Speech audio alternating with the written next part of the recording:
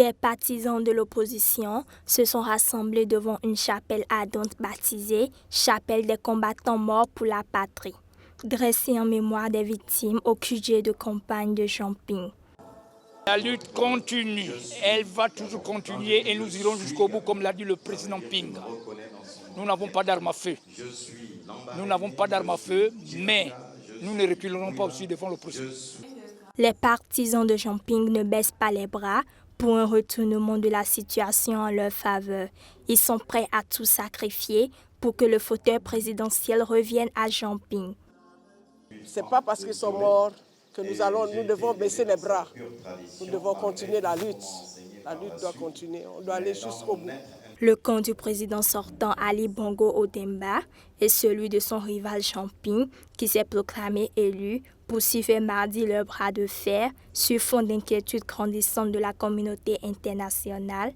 L'Union européenne faisait état d'une anomalie évidente dans les résultats du scrutin du 27 août. Champigny réclame donc le recompte des voix. Les violences au Gabon après l'annonce de la réélection contestée du président sortant Ali Bongo la semaine dernière ont fait 3 morts et 105 blessés, dont 67 parmi les forces de sécurité.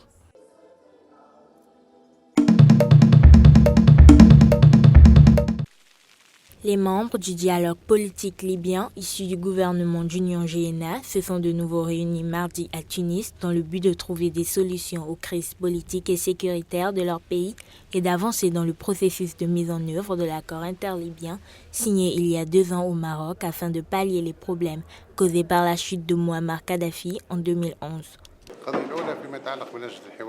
La première affaire dont nous avons discuté est relative à la commission du dialogue, l'adhésion à la commission du dialogue et qui elle représente. Celle-ci a-t-elle besoin d'un élargissement ou pas? Est-ce que le nombre existant dans la commission de dialogue est suffisant ou pas? Car il y a un déséquilibre géographique. Je pense que 2 personnes de la région Est sont présentes cette fois au pourparlers, ce qui est bien. Deuxième point, nous avons parlé de la crise à l'intérieur du Parlement. Il y a une crise intérieure sur un consensus sur le gouvernement et comment sortir de cette crise à travers la formation d'un bon gouvernement. Ces pourparlers interviennent alors que les forces du GNA reprennent le contrôle de la ville de Sirte qui avait longtemps été le quartier général de l'État islamique. Ils dureront 2 jours au cours desquels les autorités mettront en place des solutions afin de sortir la Libye du chaos dans lequel elle se trouve.